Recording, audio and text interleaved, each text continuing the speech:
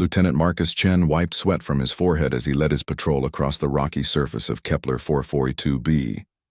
The moon's red dust covered everything, making it hard to see more than a few meters ahead. His squad of 6 Marines followed behind him, their boots crunching on the strange rocks that covered this alien world. "Keep your eyes open," Chen said into his radio. "Command says there might be Zephyrian scouts in this area." The war with the Zephyrians had been going on for 3 long years. These giant bug-like aliens came from somewhere deep in space and wanted to take human worlds. Chen had seen too many good soldiers die fighting them. The aliens were smart, fast, and they never showed mercy to humans they captured. Suddenly, Chen heard a loud crash from behind a large rock formation. He held up his hand and his squad stopped moving. They all raised their weapons and moved slowly toward the sound. When they reached the top of a small hill, Chen saw something that made his heart race. A Zephyrian scout ship had crashed into the ground. The small dark metal ship was broken in half with smoke coming from both pieces. Green liquid that must be alien blood was splattered everywhere. "Looks like we found our scouts," said Sergeant Williams, Chen's second in command. Williams was a tough soldier who had been fighting aliens longer than anyone else in the squad. Chen nodded and pointed to his men. "Johnson and Rodriguez, watch our backs. The rest of you come with me. We need to check if there are any survivors." The squad moved carefully toward the crashed ship. Chen could hear strange clicking sounds coming from inside the wreckage. His hands were sweaty inside his gloves as he gripped his rifle tighter. When they reached the ship, Chen looked through a hole in the side. Inside, he saw something that surprised him. A large Zephyrian warrior was lying on the ground, clearly dying. Green blood pooled around its insect-like body. But next to the warrior was something Chen had never seen before. It was small, maybe the size of a human child. It had the same basic bug-like shape as adult Zephyrians, but its shell was softer and lighter in color. Its compound eyes were large and seemed to look right at Chen. The small alien was making quiet clicking sounds and appeared to be hurt, but not dying. "What do you think that little one is?" asked Private Martinez, looking over Chen's shoulder. "Probably a young one," Chen replied quietly. He had never seen a Zephyrian child before. In 3 years of war, humans had only encountered adult warriors. The dying warrior noticed Chen looking at them. It made more clicking sounds and seemed to be trying to move closer to the small alien. Chen realized the adult was trying to protect the young one even while dying. "Sir, we should kill them both," Williams said firmly. "Orders are clear. No prisoners, no survivors. These bugs have killed too many of our people." Chen knew Williams was right about the orders. Every human soldier had been told the same thing. Zephyrians were the enemy, and they were too dangerous to leave alive. But looking at the small alien, Chen felt something he didn't expect. The young one looked scared and helpless. "It's just a child," Chen said quietly. "It's an alien, sir," Williams replied. "It will grow up to kill humans just like its parent did." The other soldiers in the squad nodded in agreement. They had all lost friends to Zephyrian attacks. Chen understood their feelings. He had lost friends too, but something about this situation felt different. The dying warrior made one more series of clicking sounds and then became still. Its large black eyes went dark and Chen knew it was dead. The small alien made sad clicking sounds and tried to move closer to the dead adult. "Orders, sir?" Williams asked, raising his weapon and pointing it at the young alien. Chen looked at the small creature again. It was clearly hurt and scared. It had done nothing wrong except being born on the wrong side of a war it probably didn't understand. Chen thought about all the reasons he had become a soldier. He had joined the military to protect innocent people, not to kill children. "Stand down, Sergeant," Chen said firmly. "Sir?" Williams looked confused. "I said stand down. We're not killing a child today." Williams lowered his weapon but looked angry. "Sir, with respect, that thing is not human. Our orders are clear." "My orders are clear too," Chen replied. "I'm the ranking officer here and I'm telling you we don't kill children. Human or alien." The other soldiers looked uncomfortable. They didn't know what to do when their lieutenant and sergeant disagreed about orders. Chen stepped between Williams and the young alien. "We'll take it back to base. Let the scientists figure out what to do with it." "This is a mistake, sir," Williams said, his voice cold. "Command will not be happy about this." "That's my problem to deal with," Chen replied.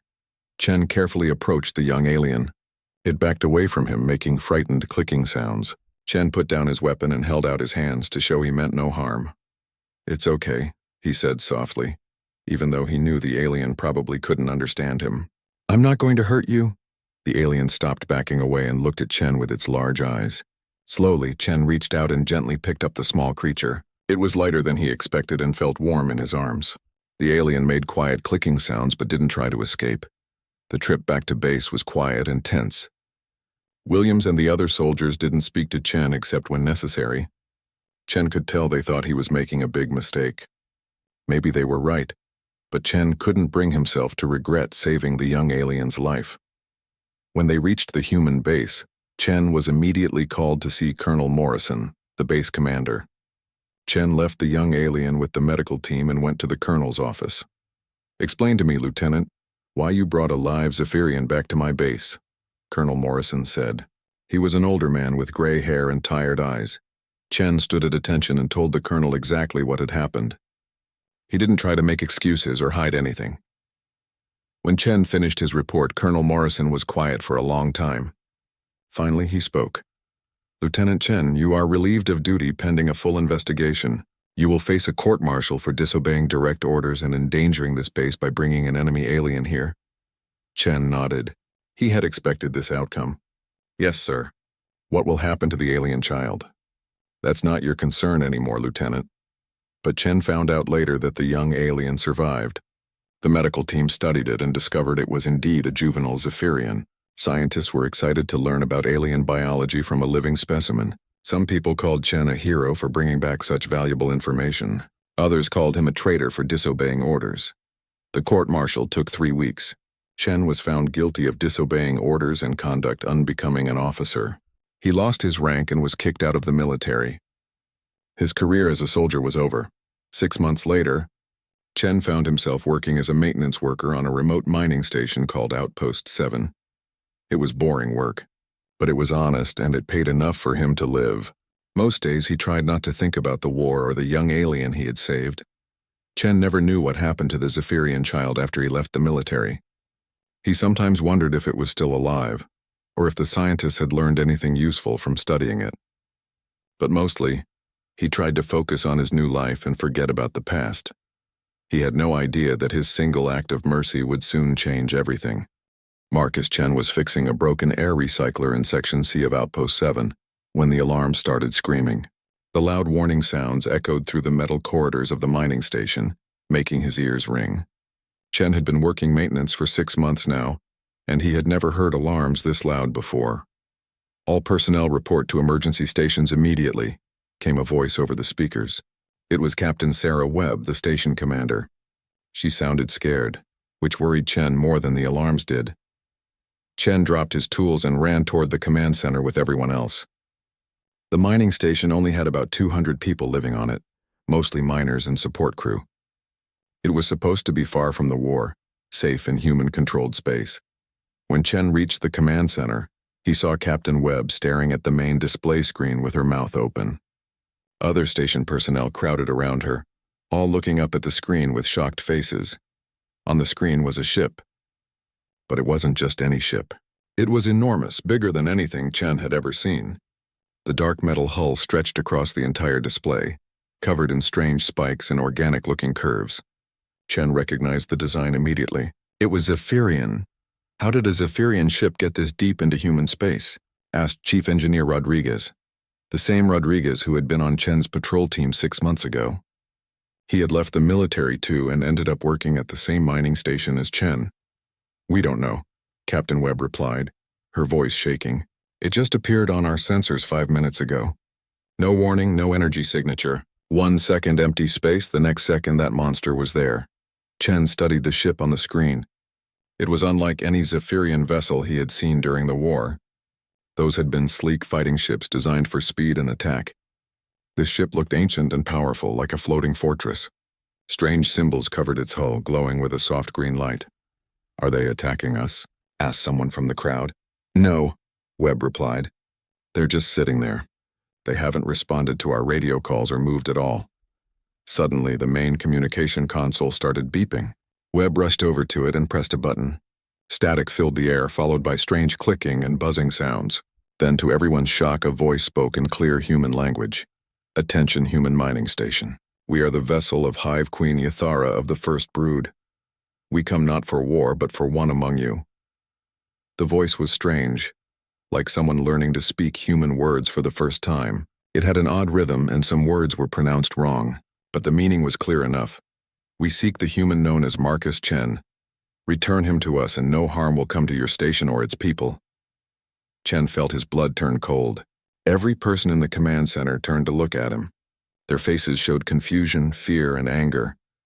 You brought them here, whispered Rodriguez, backing away from Chen. Somehow, you led them to us. I didn't do anything, Chen said quickly. I don't understand what's happening any more than you do. Captain Webb walked over to Chen, her hand resting on her sidearm. Mr. Chen, I think you need to explain to me why an alien warship just traveled hundreds of light years to ask for you by name. I honestly don't know, Chen replied. The only contact I ever had with Zephyrians was 6 months ago when I found that crashed ship. The alien voice spoke again. Marcus Chen of the human military. You showed mercy to one of our young. Honor demands that this debt be acknowledged. You will come aboard our vessel, or we will take action to retrieve you. Webb pressed the communication button. This is Captain Sarah Webb, commander of Outpost 7. We are a civilian mining operation. Marcus Chen is no longer a member of the human military. We demand that you leave our space immediately. There was a long pause. Then the alien voice returned, sounding less patient than before. Captain Webb, your demands carry no weight here. We have studied your military records. We know of Marcus Chen's actions on the moon Kepler 442b. We know he saved the life of Princess Zara, heir to my hive. We know your own military punished him for this mercy. You have 60 of your time units to send Marcus Chen to us, or we will demonstrate why we are called the most feared hive in Zephyrian space. The communication ended with a sharp click. The command center was completely silent. Chen could hear his own heartbeat in his ears. Princess? Webb said quietly. You saved an alien princess? I didn't know what it was, Chen replied. It was just a child. A scared, hurt child. I couldn't let my squad kill it. Webb walked back to her command console and started typing rapidly. I'm sending an emergency message to Fleet Command. Maybe they can get here in time to help us. Rodriguez shook his head. The nearest fleet ships are 4 days away. We don't have 60 hours, let alone 4 days. On the main screen, the massive Zephyrian ship began to move. It turned slowly like a sleeping giant waking up. As it moved, Chen could see more details of its construction. The ship was beautiful in a terrifying way, with flowing lines that looked both mechanical and alive. Energy readings are off the charts, reported the sensor operator. Captain, that ship could destroy our entire station with one shot. Maybe take out the whole asteroid field while they're at it. Webb looked at Chen with desperate eyes. Is there any way to reason with them? Any way to make them leave without giving you up? Chen thought about the dying Zephyrian warrior he had seen 6 months ago. The alien had been trying to protect its child even while bleeding to death. If these aliens cared about their young as much as humans did, then they would never give up trying to repay a debt to someone who had saved one of their children. I don't think so, Chen said quietly. From what I learned during the war, Zephyrians take honor and debts very seriously. If they traveled this far to find me, they won't leave empty-handed. So what do you suggest? Webb asked. Chen looked around the command center at all the scared faces. These were good people, miners and workers who had nothing to do with the war. They didn't deserve to die because of something Chen had done months ago. I suggest I go with them, Chen said. You can't be serious, Rodriguez said. They'll torture you to death. Or worse, they'll study you like some kind of lab animal. Chen shrugged. Maybe. But if I don't go, they'll kill everyone on this station. 200 innocent people will die because I made a choice to save one alien child. I can't let that happen. Webb shook her head. There has to be another way. We could evacuate the station, get everyone to the escape pods, and where would we go? Chen asked. That ship is faster than anything we have. They'd catch us before we could get halfway to the next system. The communication console beeped again. The alien voice returned, but this time it sounded different, more formal, like someone making an official announcement. Marcus Chen, this is Hive Queen Yathara speaking to you directly. You showed mercy to my daughter when your own kind demanded her death. In our culture, such an act creates a bond that cannot be broken. I do not come to harm you, but to honor you. However, if you do not come willingly, I will be forced to take you by strength. Choose now. Chen walked over to the communication console and pressed the button. "This is Marcus Chen, I'll come with you. But I want your word that no one else on this station will be harmed." "You have my word, Marcus Chen. Prepare yourself for transport. You will be brought aboard my ship within the hour." The communication ended. Chen turned to face Captain Webb and the others. "I need to get a few things from my quarters," he said. "This is insane," Webb replied. "You're walking into certain death." "Maybe," Chen said. "But maybe not. I saved one of their children. That has to count for something." Chen spent the next 30 minutes packing a small bag with his few possessions. He didn't own much after losing his military career. Some clothes, a few books, and a picture of his family back on Earth. When he returned to the command center, he could see a small Zephyrian shuttle approaching the station on the main screen. It was sleek and fast, nothing like the massive mothership waiting in space. "The shuttle is requesting docking permission," reported the communications officer. Webb nodded reluctantly. "Granted." 20 minutes later, Chen found himself standing in the station's main docking bay. The Zephyrian shuttle had landed and its door was opening with a soft hissing sound. Chen had no idea what to expect. 3 Zephyrian warriors emerged from the shuttle. They were tall and imposing, with shiny black armor covering their insect-like bodies. But they didn't point weapons at Chen or act threatening. Instead, one of them approached Chen and made a series of clicking sounds. "Marcus Chen," the warrior said in careful human words. "We are here to escort you to our queen. Come." Chen nodded and walked toward the shuttle. Before entering, he turned back to look at Captain Webb and the others watching from the docking bay entrance.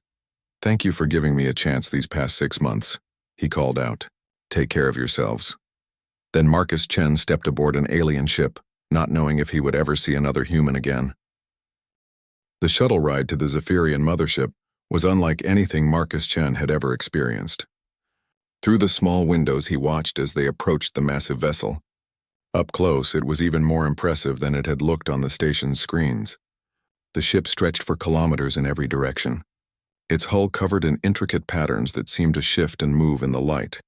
The 3 Zephyrian warriors who had escorted Chen from the mining station sat silently during the trip. They didn't threaten him or bind his hands. Instead, they treated him with what seemed like respect. One of them even offered him a strange blue liquid to drink, though Chen politely declined. When the shuttle entered the mothership's docking bay, Chen was amazed by what he saw. The space was enormous, big enough to hold dozens of human battleships. Strange organic-looking structures covered the walls, and the air itself seemed to glow with a soft green light. "Come, Marcus Chen," said the lead warrior as they exited the shuttle. "The queen awaits you." Chen followed the warriors through corridors that defied his understanding of ship design. The walls curved and flowed like they had grown naturally rather than being built. Everywhere he looked, Chen saw Zephyrian workers going about their tasks. But instead of the aggressive warriors he had fought during the war, these aliens seemed calm and purposeful. As they walked deeper into the ship, Chen noticed something strange. Many of the Zephyrians they passed stopped what they were doing to look at him, but their expressions weren't hostile. Instead, they seemed curious, even respectful. Some of them made soft clicking sounds as he passed. "Why are they doing that?" Chen asked one of his escorts. "Word has spread throughout the ship," the warrior replied. "You are the human who saved Princess Zara. They show respect for your actions." Chen was surprised by this response. During the war, humans and Zephyrians had been bitter enemies. The idea that aliens would respect a human for anything seemed impossible. They eventually reached a massive door covered in glowing symbols. The warrior stopped and turned to Chen. "Beyond this door lies the throne chamber of Hive Queen Ithera," the lead warrior explained. "You will show proper respect by keeping your head lowered until she speaks to you directly. Do not make sudden movements. Do not speak unless spoken to." Chen nodded, though his heart was racing. He had no idea what to expect from meeting an alien queen. The doors opened silently, revealing a chamber so vast that Chen couldn't see the far walls. The ceiling disappeared into darkness high above. In the center of the room sat a figure that took Chen's breath away. Hive Queen Ithera was enormous, easily twice the size of any Zephyrian warrior Chen had ever seen. Her body was covered in elegant armor that seemed to be made of living metal. Her compound eyes were larger and more complex than those of other Zephyrians, with patterns that swirled like galaxies. When she moved, it was with a grace that seemed impossible for something so large. Approach, Marcus Chen, the queen said in perfect human language. Her voice was deep and musical, unlike the harsh tones Chen had heard from other Zephyrians. Chen walked slowly across the vast floor, trying to keep his head down as instructed. When he reached what seemed like a respectful distance from the throne, he stopped and waited. Look at me. Human, the queen commanded. Chen raised his head and found himself staring into eyes that seemed ancient and wise.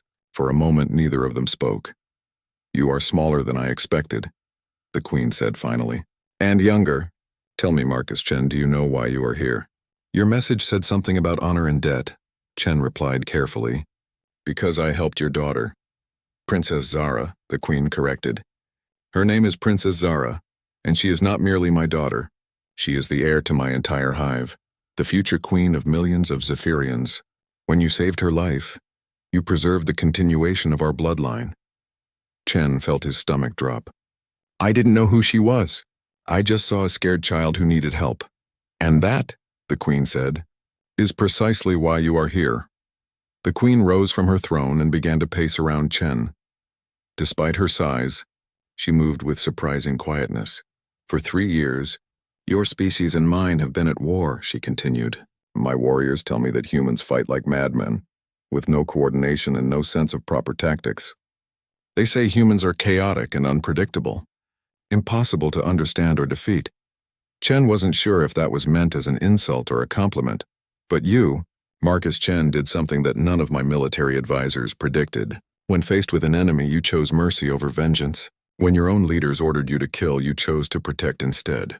This behavior is fascinating to me. The queen stopped pacing and fixed Chen with her intense gaze.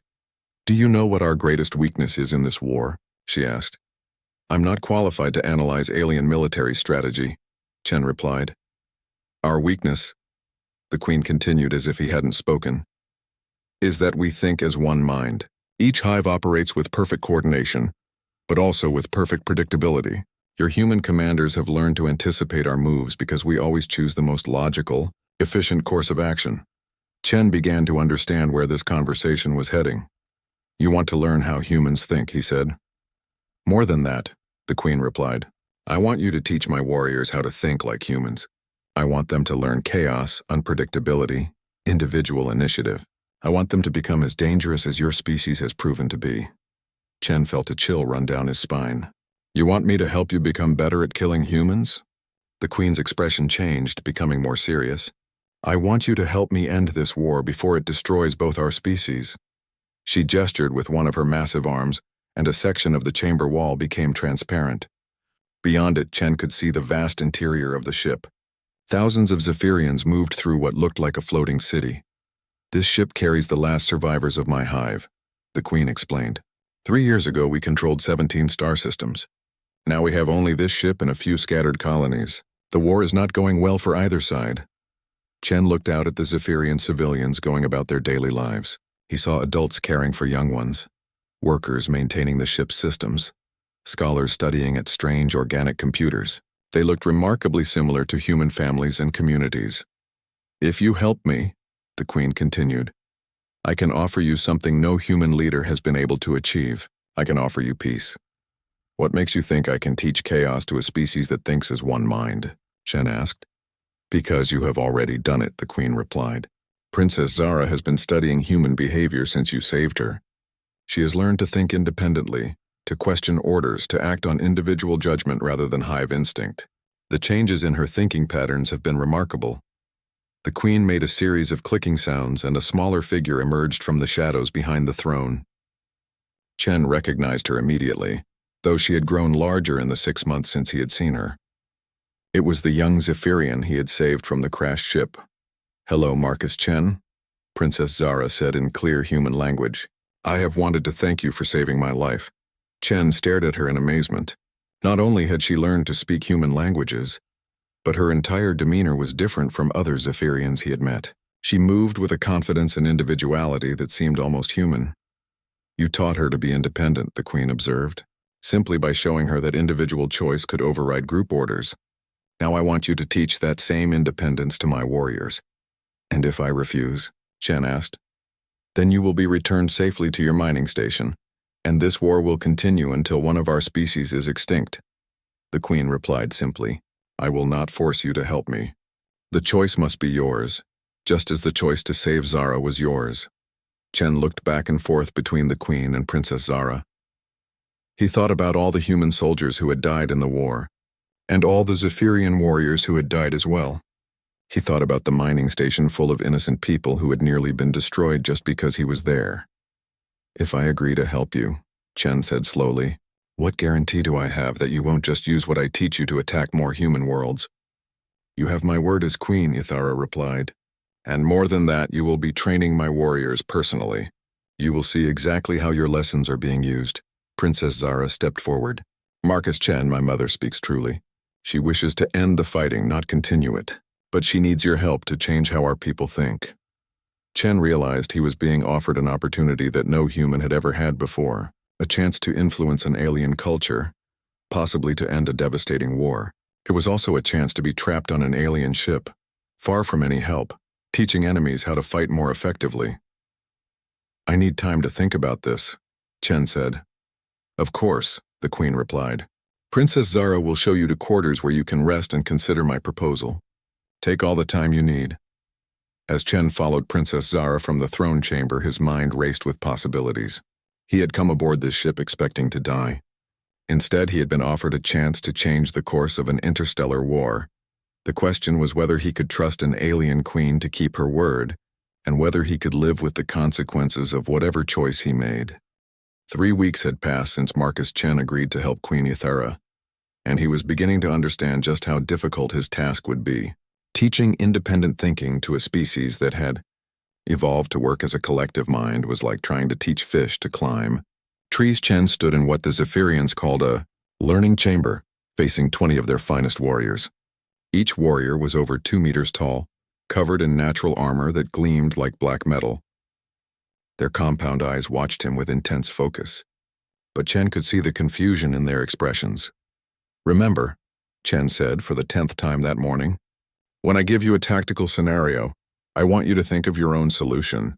Don't wait for orders from your squad leader. Don't try to guess what your queen would want you to do. Think for yourself. One of the warriors, a veteran named Crix, raised his arm. But Marcus Chen, how can individual thinking be better than coordinated thinking? The hive mind has guided our people for thousands of years. Chen had heard this question many times before. Individual thinking isn't always better, he explained. But it's unpredictable. In war, unpredictability can be the difference between victory and defeat. He activated a holographic display that showed a common battlefield scenario. Look at this situation. Your squad is pinned down by enemy fire. What do you do? The warriors looked at each other, clearly uncomfortable with being asked to think independently. Finally, Crix spoke up. The logical response would be to call for support and maintain defensive positions until help arrives. That's exactly what human commanders would expect you to do, Chen replied, which means they'll be ready for it. What if instead, one of you created a distraction while the others flanked around to attack from an unexpected angle? Another warrior named Vex made clicking sounds of confusion. But that would require splitting our forces. It violates basic tactical principles. Sometimes violating basic principles is the key to winning, Chen said. Humans do it all the time. That's why you've been having trouble defeating us. Princess Zara, who often observed these training sessions, spoke up from the back of the chamber. Marcus Chen is correct. I have studied human military records. Their most successful battles often involved tactics that seemed illogical or impossible. Chen was grateful for Zara's support. Over the past 3 weeks, she had become his most effective ally in teaching the Zephyrians. Unlike the adult warriors, she had adapted quickly to independent thinking. Her mind seemed naturally flexible in ways that older Zephyrians struggled with. Let's try a different exercise, Chen said. I want each of you to come up with your own plan for this scenario. Don't discuss it with anyone else. Just think about what you would do. The warriors looked uncomfortable but began to focus on the holographic display. Chen could see them struggling with the concept of individual decision-making. Their entire culture was built around collective thinking and shared consciousness. After several minutes, Chen asked each warrior to share their plan. To his surprise, they came up with 7 different approaches to the same problem. Some were variations on standard tactics, but others showed genuine creativity. Excellent, Chen said. Now you're starting to understand. In human military units, every soldier is trained to think independently. That means when something unexpected happens, they can adapt without waiting for new orders. The training session was interrupted by an urgent alarm. The warriors immediately snapped to attention, their individual thinking forgotten as hive instincts took over. Princess Zara's communicator buzzed with rapid clicking sounds. Her expression became serious as she listened to the message. "What's happening?" Chen asked. "Ships approaching," Zara replied quickly. "Zephyrian ships, but not from our hive. My mother believes they may be hostile." The warriors began filing out of the training chamber, moving with perfect coordination toward their battle stations. Chen followed them, curious about what was happening. In the ship's command center, Queen Yathara stood before a massive display screen showing 3 Zephyrian vessels approaching their position. The ships were smaller than the Queen's mothership, but still formidable warships. "They refused to respond to our communications," reported one of the Queen's advisors. Their energy signatures match ships from the third hive. Chen saw the Queen's expression darken. "Warlord Zexth," she said with obvious distaste. "I should have expected this." "Who is Warlord Zexth?" Chen asked. "My cousin," the Queen replied. "He leads a faction that believes our hive has become weak by avoiding direct confrontation with humans. He has been gathering support from other hives, claiming that I am unfit to rule." The ships on the screen moved closer, their weapons systems clearly active. Chen could see smaller fighters launching from their docking bays. "He comes to challenge my authority," the Queen continued. "If I lose, he will take control of our hive and continue the war with renewed aggression." Chen felt his stomach tighten. "And what happens to me if he wins?" "You would likely be executed as a human spy," Princess Zara said grimly. "Warlord Zex believes that any cooperation with humans is treason." The Queen began issuing orders to her crew, preparing for battle. Chen watched as Zephyrian warriors moved to their positions with clockwork precision, but he also noticed something troubling. "Your warriors are moving exactly the way Zex will expect them to," Chen observed. "He knows your tactics as well as you know his. This is going to be a predictable battle." Queen Yathara paused in her orders. "What do you suggest?" Chen thought quickly. "Let me work with some of your warriors. The ones who have been learning independent thinking. We might be able to surprise Zext with tactics he's never seen before." The Queen hesitated. "You would risk your life to help us fight other Zephyrians?" "If Zext wins, the war with humans will get worse," Chen replied. "Besides, you kept your promise to protect the mining station. I owe you the same loyalty you've shown me." The Queen made a rapid decision. "Very well. Take Crix and his squad. Show me what human thinking can do in battle." Chen found himself in a fighter launch bay, surrounded by confused Zephyrian warriors. Crix and 5 other warriors from his training session stood ready for orders, but Chen could see the uncertainty in their eyes. "Listen carefully," Chen said. "Forget everything you know about proper squadron tactics. We're going to do something that will seem completely wrong to you." He quickly outlined a plan that violated every principle of Zephyrian military doctrine.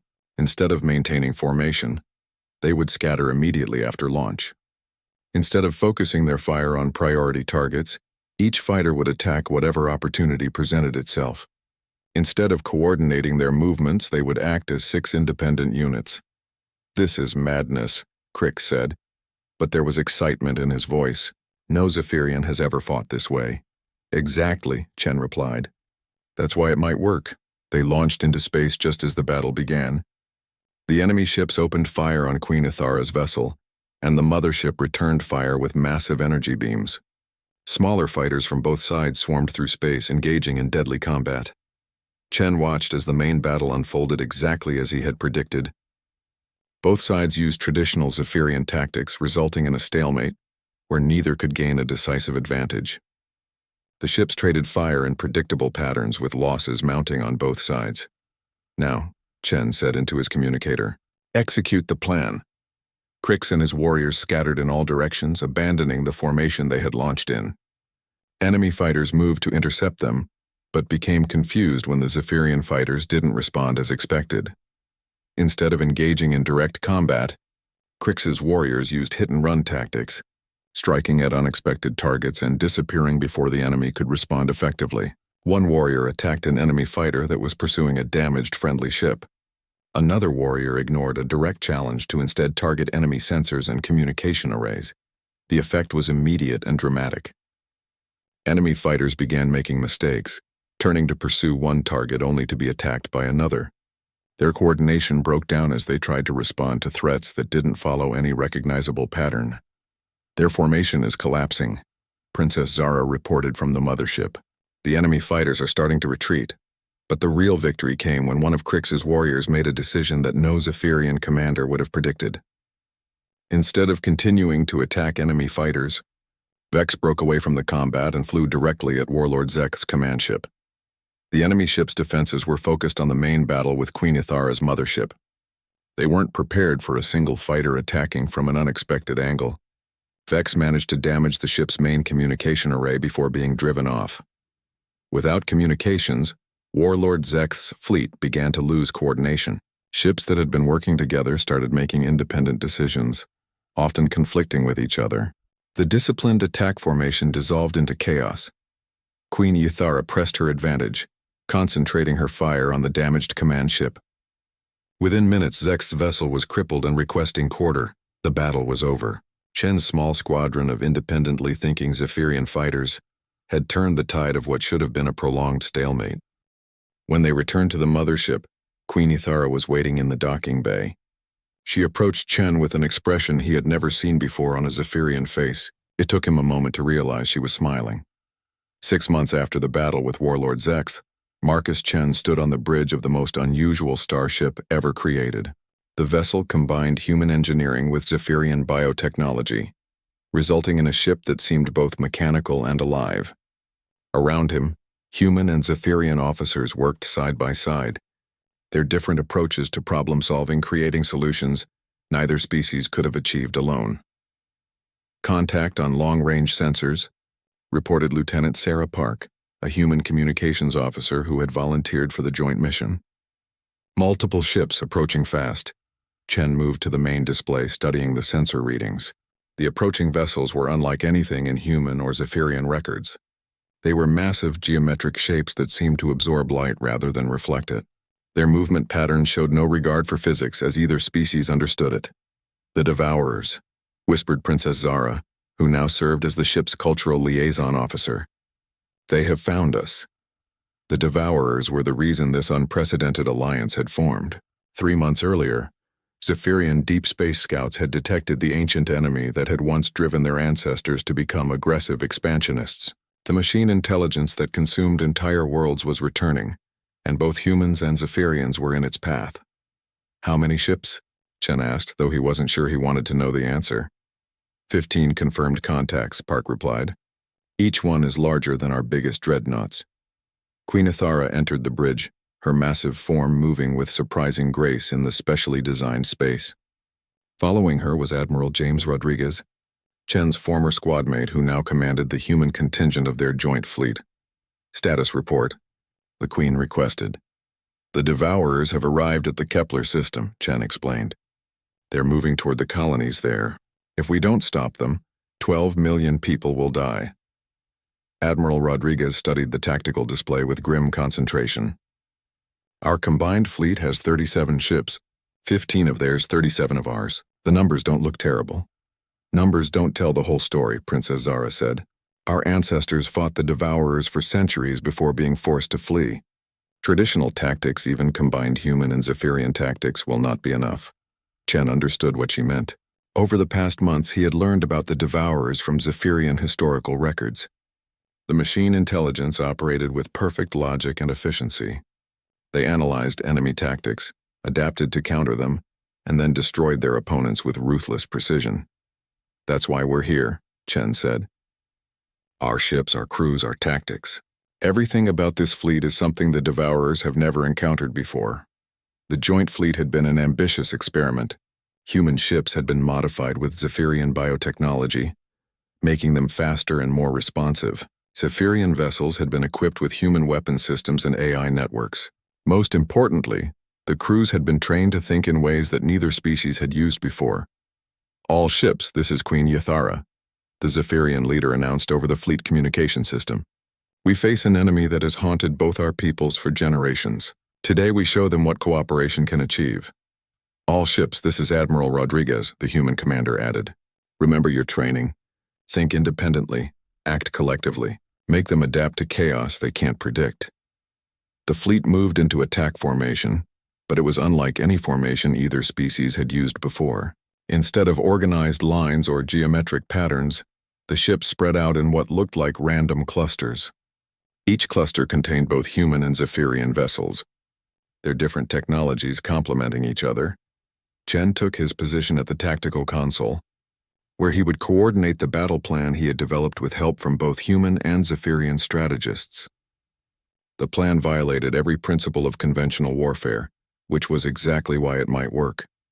"Devourers are responding to our approach," reported the sensor operator. "They're forming a defensive wall, weapons systems activating." Chen watched as the enemy ships moved into a perfect geometric formation, their weapons tracking the approaching fleet with mathematical precision. The Devourers were preparing for a conventional battle, the kind they had fought and won countless times before. "Execute Plan Chaos," Chen ordered. The effect was immediate and spectacular. Instead of attacking the Devourer formation directly, the joint fleet scattered in all directions. Some ships dove below the enemy formation, others climbed above it. Several ships actually retreated, only to loop around and attack from behind. The Devourers, programmed to respond to logical tactics, began trying to counter each movement, but as soon as they adjusted to one threat, another would appear from an unexpected direction. Their perfect formation began to break apart as individual ships were forced to respond to multiple, seemingly random attacks. "It's working," Admiral Rodriguez reported from his flagship. "Their coordination is breaking down." But Chen knew the Devourers would adapt quickly. The machine intelligence was already analyzing the new tactics, looking for patterns it could counter. "Phase 2, Chen announced. "All ships, implement individual discretion protocols." This was the most dangerous part of the plan. Each ship in the fleet was now free to act independently, attacking whatever target seemed most appropriate to their individual commanders. It was complete tactical chaos, the kind of battle that would have been impossible without months of training both species to think flexibly. Human captains made split-second decisions to protect damaged Zephyrian vessels. Zephyrian squadron leaders abandoned their assigned targets to pursue unexpected opportunities. The battle became a three-dimensional maze of ships moving in patterns that no computer could predict because they weren't really patterns at all. The Devourers, for the first time in their recorded history, began making mistakes. Ships that had moved to counter one threat found themselves exposed to attacks they hadn't anticipated. Their perfect efficiency became a weakness when faced with opponents who refused to be efficient. "Enemy flagship is exposed," Princess Zara announced. "3 of our ships have accidentally created an opening in their defense grid." Chen saw the opportunity on his display. A Devourer command ship had moved to counter what it thought was a coordinated attack, only to find itself isolated from its support vessels. "All available ships converge on the flagship," Chen ordered. "But maintain unpredictable approach vectors." 8 ships from the joint fleet turned toward the enemy command vessel, but each one took a different route. The Devourers tried to reinforce their flagship, but their ships kept getting intercepted by seemingly random attacks from other parts of the battle. The concentrated fire of 8 ships, combining human energy weapons with Zephyrian bioplasma cannons, overwhelmed the Devourer flagship's defenses. The massive vessel began to break apart, its destruction sending cascading failures through the enemy fleet's coordination network. "Enemy ships are beginning to retreat," reported Lieutenant Park. "No, wait. Some are retreating, others are still attacking." They're confused. Chen realized what was happening. The Devourers had never faced an enemy that could destroy their command structure and disrupt their networked intelligence. Without central coordination, individual Devourer ships were reverting to basic programming, making them predictable again. "All ships pursue and destroy," Queen Yathara commanded. "Don't let them escape to warn others of our tactics."